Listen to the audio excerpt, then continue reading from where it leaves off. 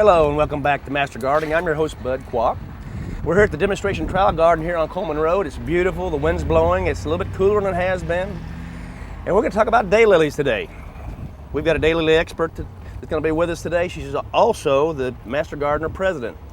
Now these are from her garden, but she lives in Ballard County, so we got a little compromise. She's going to meet us here today at the demonstration trial garden, so we've got hundreds of different varieties here. It's, like I said, a little windy, a little breezy, but it's going to be cooler. And let's go meet Phyllis Petcoff. Phyllis Petcoff. Look at all these wonderful daylilies out here at the garden. Bed after bed after bed. Did you plant all these yourself? You're the expert. Well, I wouldn't call myself an expert, but no, I did not plant all these. This bed is maintained by Master Gardeners, Sally Wilkins and Shirley Edwards. That's their bed. So This is their bed. This bed. And it's a nice mixed bed of shrubs and Hemerocallis, which are daylilies. Hemerocallis, oh my goodness. Which it says exactly what they are, a lily for a day. Are these American varieties? Is that they were here when the Indians, when we came over? No, they're not native to America, but they've been naturalized. They came from the Far East. The Asiatic lily type Yes. stuff, yeah. The Chinese have cultivated them for over 2,500 years. They use them for ornament, they use them for medicine, they use them for food. Now, The pods are supposedly very tasty, although I can't say that I've ever. That's right. We had a tour one time where a guy asked us to taste them. I didn't care for them, but he said they were, you're really hungry. Yes, if you're hungry you enough, it's starve. edible. But I noticed, what's the difference in this? Is a double? Is that what that is? Yes, I didn't know there was. this is a double, and this one is what they refer to as a spider one because it has petals that curve around. There are two types of daylilies. There's the yellow and the tawny, which is what we call the ditch lily. Oh, that orange thing you see growing everywhere. Right. Those are your species. Now, where did they come from? They're the ones that came from the Far East. And then we've they've hybridized them. All these are hybridized that we'll see here in the garden. And there are hundreds, if not thousands, of Speaking varieties. If they're hybridized, you can't use the seeds. How do they multiply? How do you? The roots spread, and when the clump gets big enough, you can easily take it up, divide it, and have more than enough for you and your friends. And so you just dig them up and with a shovel or something. When's the best time to do that? Is this time to do it right now? No, this is too early. The best time to do it is after they have finished flowering, and usually in late September is a good time because by then the fall rains will be starting soon. After the heat, like we had the last few days, 100 degrees. Now the wind's blowing. Thank heavens for the winds, keeping us cool here. Let's walk down through here and look at some more of these. Okay. Different. Is there a blue one? That's my favorite. Are there blue daylilies? No, there are no blue daylilies and there are no white daylilies. They're very close with some pale yellow ones, but there aren't any white. These red ones here are nice. How close to blue do they get? Is this about as dark as they get sometimes? About the darkest I've seen. Well, there are some that have a tinge of pink or purple that are more, this is more of a red-orange, but we don't have anything that's even approaching a true blue. Daylilies. Now daylilies, the bloom lasts one day, 24 hours. Is that true or is that a wives' tale? That's true. This was a bloom just like this yesterday, and today it's a goner. It's a goner. In theory, one is supposed to go out and deadhead every morning, but if you have a number of these plants, full-time job. That would be a full-time job. So they're going to survive whether they're deadhead or not, but That's right. they're a lot prettier. They look prettier if you don't have these dead ones hanging around. Well, do they get a kind of a seed pod on them after a while, though? Rarely will you see a seed pod, and usually the seeds are sterile. Okay. So, well, what happens when the whole darn stalk gets dead, and like in another couple of weeks or something? What do you do when the whole stalk dies? It slowly starts to turn brown, and at some point you can test it, and when they come loose easily, that's when you want to pull them off. Stalk turns brown, you just give it a little shut. And it will pull out, but if it has any resistance at all, leave it. Leave it for a while. It's still maturing. Right. It looks kind of untidy, but Wait and do them all at once when they're My dry. wife takes scissors and cuts them all off. That's Well, probably not good, but it if won't. you have 1 or 2 buds, you could do that. But if you have several hundred, that's not a really Well, I've got about 40 viable or 50 in my driveway, especially. Let's walk on down here and see if there's any Okay. more. They're in just about every color in the Now rainbow, aren't they? This one's a nice bicolor one. And here we Here's have the a very one. dark, Here's the dark one right here. This is very dark, a purplish maroon color, I would say. Yeah. And then with this pink one down here, it's a different color here. Look at this pink one. I would differ to say it's more like salmon, but Not pink. not pink. Peach. Peach salmon. Peach we'll go for. We'll go for peachy salmon. The master gardeners have done a great job. I noticed there's beds over just all the way around, as far as I can see. There's beds of daylilies. I guess that's one of the most popular plants nowadays, isn't it? It is, because it's so carefree. There are practically no pests on them. Rarely will you see them attacked by aphids. I've never seen an aphid on any of mine. Although there is some problem now, they say, with a rust that's attacking daylilies. But I've never seen them. I've never Not seen around that here, either. Not around Paducah. So, but if you should see it on yours, dig that plant out, destroy it. And every year they come back, every year, like any Bigger, perennial. bigger and bigger. and better every year. Yes. Until you finally say, it's too big, let's divide that sucker and give the neighbor some, right? Right. They are really great to fill in. Yeah. And there's the way I have one of my beds is it's a 2-season bed. I have it planted with daffodils for the spring, and when the foliage on that is starting to die down and look kind of tacky, the foliage on the daylilies is coming up, and it hides it. Hides the daffodils. So they don't compete with each other because they're Yeah. 2 separate seasons. Well, let's take a walk around the demonstration garden and look at some of the other beds. They have every flower known to mankind out here somewhere, I think. Probably. Yes. Let's go take a look over by the trial beds. Phyllis, we wouldn't dare come out to the Master Gardener Demonstration Trial Garden without at least coming out here and looking at the trial plants, and right now they're beautiful. This hardy hibiscus is just something to take your breath away, isn't it? It's absolutely lovely, and hardy hibiscus in this area will die down in the winter, but they come back from the roots, so you don't have to take them up. They're not a tropical hibiscus. Yes, They have huge blooms on them. Blooms are bigger than the other types. Oh yes, much bigger. These can get the size of a dinner plate. White, pink. My neighbors do have white, pink, and a darker we red do than have this. one here that's a multicolor mix. I believe this one's called Delta something or other. Yeah. We got all these beds right here are all trial beds, and we'll take a gander at some more here in just a minute. But up and down through here, these are all University of Kentucky experimental plants. You can't buy these on the market. No, these are to see what will grow well in our area, and they will be on the market if we find that they're successful. And they just mainly to see if they grow in Western Kentucky. Absolutely. They may grow in India or Pakistan, but we want to make sure they grow. We want to make sure that they can put up with the Kentucky heat and sometimes our drought. Heat and humidity. And 60% of all the water in the United States goes within 30 miles of the trial garden. That's why the humidity is so high in roses and blackberries and tomatoes, plants, and all that stuff. But you still have to water. Yes. Okay. Let's go around this side and look at these other plants over here.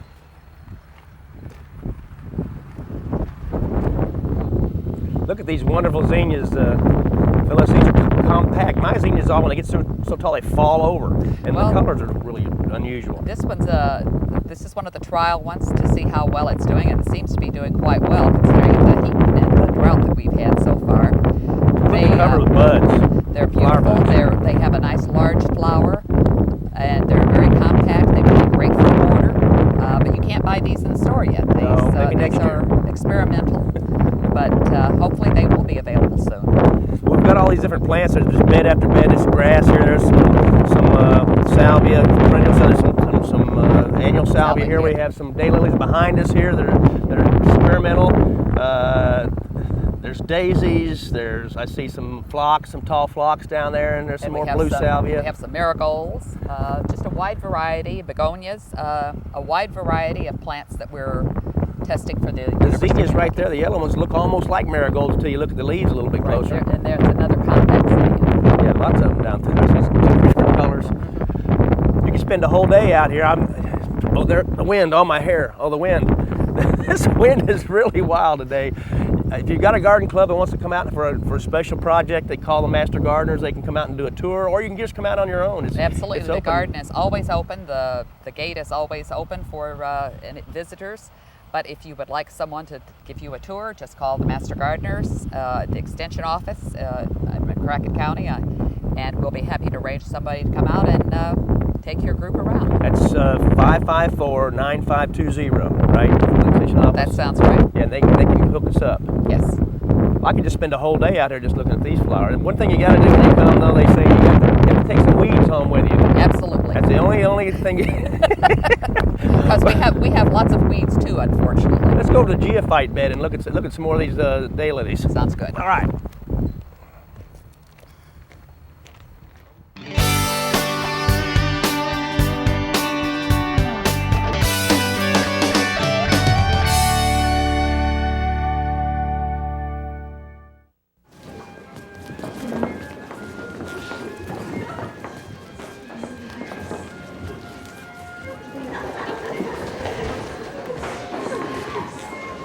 Someday, I'll be a ballerina, just like them.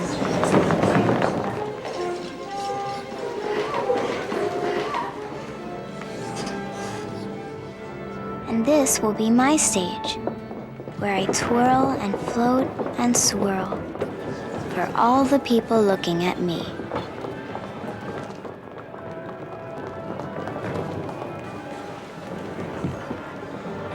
Someday, this won't just be my wish. Someday, I won't be sick.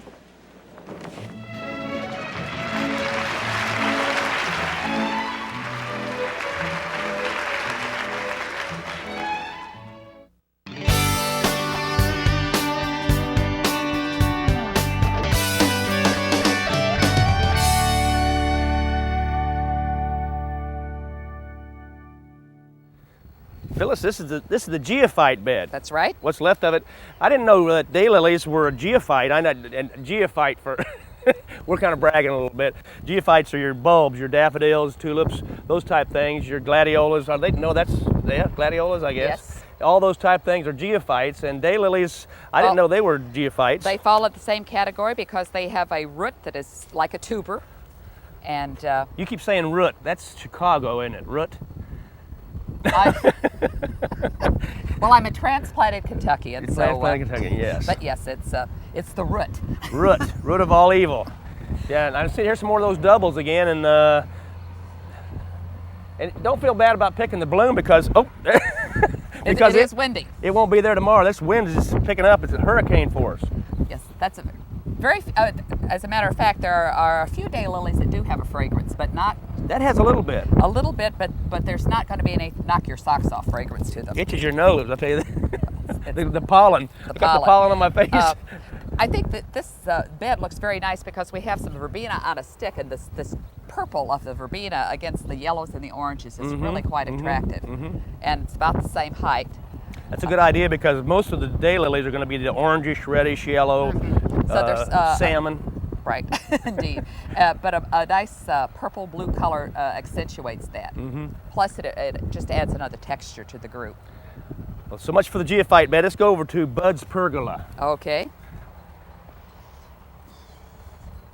Phyllis, look at all the things we've got out here at the Master Gardener's Demonstration Trial Garden. We've got the pergola, we've got arbors, we've got the fruit garden, we've got the vegetable garden. We've got blueberries coming in now. That's right, ripening up right now. We're trying those. And we also have a bluebird trail here. It's part of the Kentucky Bluebird Society Bluebird Trail. That's wonderful.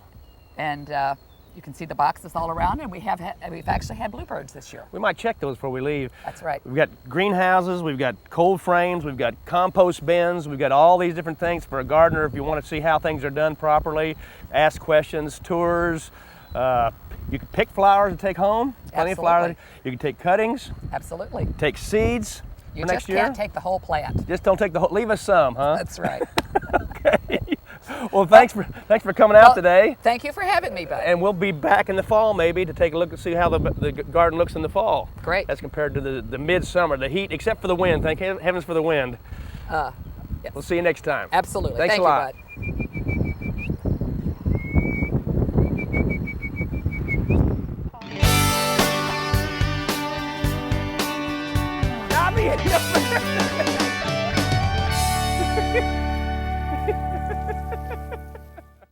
started saving for your retirement yet? No. Saving an extra $20 a week could add up to a lot of money towards your retirement savings plan. I'm young. I've got time. Every year you delay costs you thousands of dollars in retirement savings. But how much could I possibly save? You'd be surprised. The sooner you start, the sooner the magic of compound interest can enrich your retirement. Can we start over? The choice is yours. Learn about savings and protecting your financial future, and choose to save. I am the horse in the storm. I am the line in the sand. I am the enforcer of the seas. United States Coast Guard will feed you and prepare your borders. We are the defenders of the homeland. We are the shield of freedom. We are the United States Coast Guard. Heed your country's call. Join the Coast Guard or Coast Guard Reserve.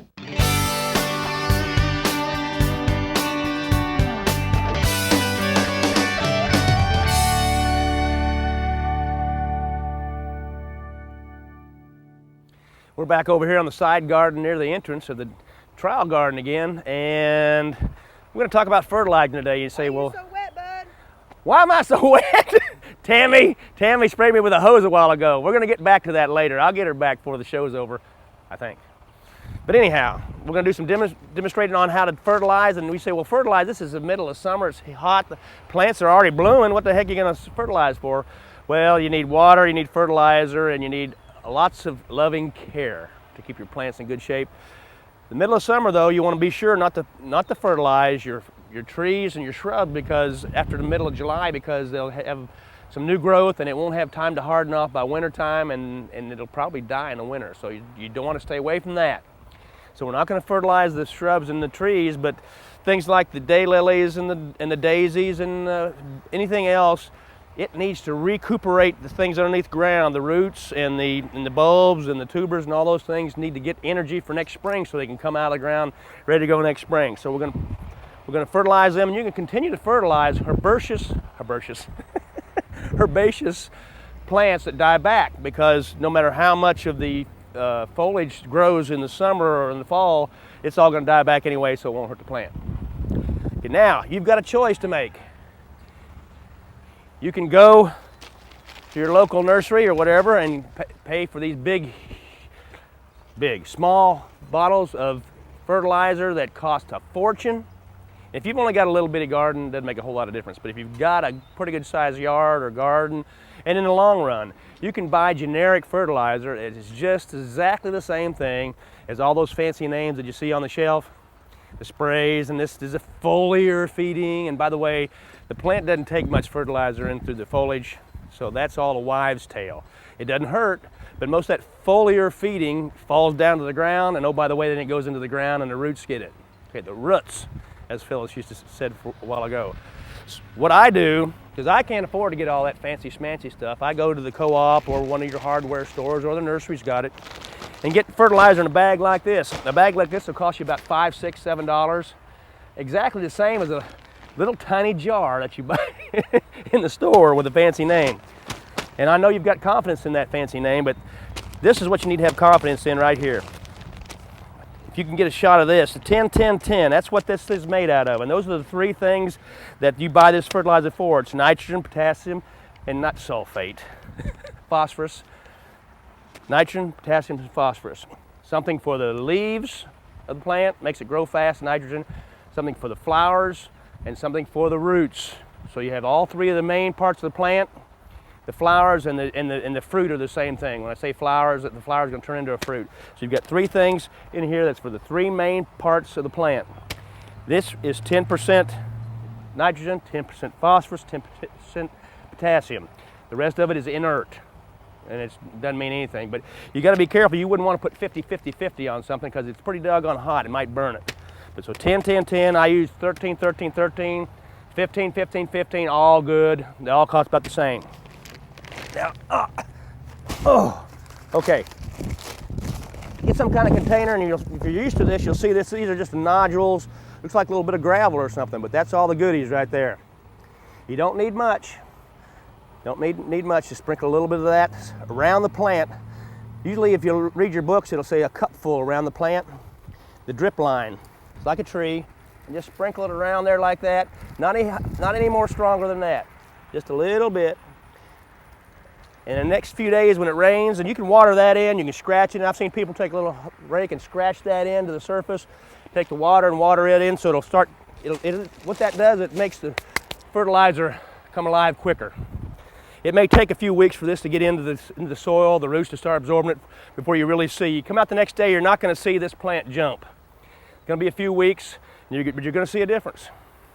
And I don't care how good your soil is, if you've got a garden, and especially if you use the same place over and over and over again, those plants, depending on the plant, some plants are heavy feeders, some aren't, but sooner or later that nutrients in that soil is going to be depleted.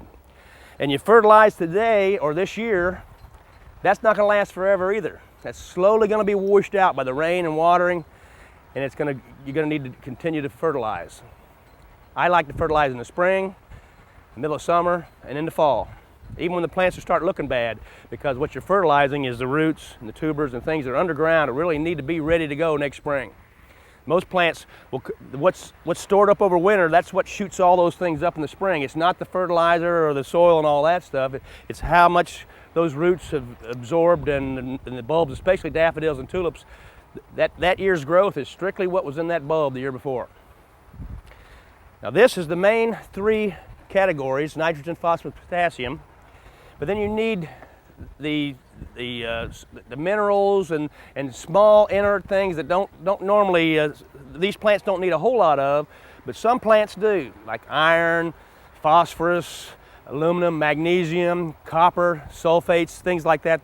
The small things in soil, you don't see a whole lot of it. You don't need a whole lot of it either, but ironite is one way to do that, and it comes in liquid form, or it comes in pelletized like this. And my wife likes to use it, cake it on at about 1 inch thick. You don't need that. You just need it just about the same thing as what we spread on the fertilizer, just a little bit here and a little bit there. And you'd be surprised, some plants, like if you put this on your grass will turn green. There's something about grass that likes these small minerals and what have you that you don't get in your normal fertilizer. Like I said, you can get other kinds. Ironite's just one comes to mind, and we just happen to have it here at the garden. But there are other ways to get that also. When you put in compost, that's the best. Compost has all these things in it, and they are loaded with this stuff. Compost is much better than any kind of fertilizer you can buy. And we'll get into composting again in another program. That's a whole program by itself. And I don't know if you have compost bins at your house, you probably don't, but maybe you have a pile of junk back there that you throw the weeds in a big pile back behind the tree on the back line, and it slowly rots down, slowly rots down. If you'll go back there and pull that stuff off the top, you'll be surprised, because that soil right there there's more soil there than when you started, and that soil is very rich, dark, black. And that's what I put on that's what I'm gonna do this weekend, by the way. I've got a bed that's been depleted with onions. I'm going to put about 3 inches of compost on top of that, till it in good, and then I'm going to plant some plants that really aren't big enough to make it through the summer. Then next year they'll be good to transplant out. It'll be like a little nursery bed. That's what I've got going next to my greenhouse. Now let's go. I want to replenish this water supply I've got here, and I'm going to see if I can't get Tammy back. I'm going to go to the water hose. I'll be right back. You probably think I'm crazy, but this is the scientific master gardener way to check to see if you really need to water a plant or not. Stick your fingers down in there. If it's wet, you don't need to water. You can kill plants by overwatering, and that goes for pots and stuff especially. Stick your fingers down in there. You're not going to get your hands dirty. Then you can tell for sure if the plant really, by looking at it sometimes it looks really dry, but it's not. Okay, I have seen marriages break up over watering techniques. Believe me, I don't have any personal experience with that, but I've seen it done. You can do different ways. First of all, you don't want to water the foliage. It's 100 degrees outside and you say, boy, that plant could use a good drink. That plant loves that stuff. You don't want to do that, because what that does is cause funguses to spread. There may be a little bit of fungus on this plant, and oh, by the way, now I've knocked it over onto another plant, and that plant's going to have fungus. Especially tomato plants, roses, things like that. You do not want to water, and you do not want to work on your plants when they have water on them. Like you get up early in the morning and you say, I'm going to jump out into that rose bed and I'm going to do some weeding and that kind of thing. The plants have moisture on the leaves from the dew from overnight. that spreads the disease also. So don't water the foliage. Don't splash the mud and dirt up on the plants. That's another way to spread disease, on roses especially. Roses, you've got that mulch underneath there. Be very gentle on the mulch. Water just real gentle around the mulch. Not with a real hard spray, because a hard spray will splash the funguses which grow in the soil up on the bottom leaves, and once they get on the bottom leaves, they'll move right on up. You want to water underneath the plant, out to the drip line, just like a tree. Nice, gentle, and water thoroughly. This is where the controversy comes in. I don't have a whole lot of time, so I'm just going to hit this whole bed with a big spray, and I'm going to get a little bit of everything. Everybody's going to get a little bit. That's good for you. That's I don't have much time, so at least I'm getting everything good a little bit here. That's wrong. That's the wrong attitude, because what you're doing is you're killing that plant. You're watering that plant shallow, so guess what? The roots are going to grow up toward the surface. Instead of growing deep down where the good moisture should be, it's going to grow up next to the surface. So when that surface dries out next time, oh, by the way, those roots are going to die. So if you're going to water it all, it's better not to water it all if you're going to water just a little bit. You want to water nice and deep. Water for, and the best way I've found is water this bed today, another bed tomorrow, instead of trying to do all the beds every day. If you water nice and deep, which is equivalent to 1 inch of water per week,